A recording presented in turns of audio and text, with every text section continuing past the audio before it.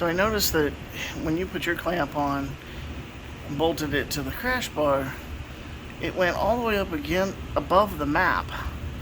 Well, we don't seem to have the same crash bar, or maybe the same intake tube or something, because this is mine mounted and it is flush up against, it fits well against the crash bar there, the crush zone. But as you see, it hits right on the filter. I mean, it's never going to cradle that thing.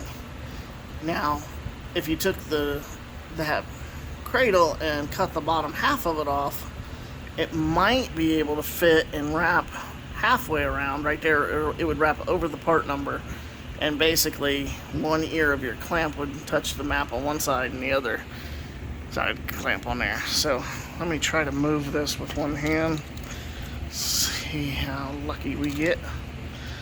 I like to stay there, and if I was to pull this over, you can see kind of it presses up against the headlight pretty hard, and I'm trying to get in there. That's not very good.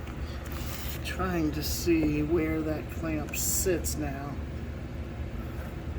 You can see it's right on the back of the filter. I mean, it's pressing into the rubber or the silicone on the filter.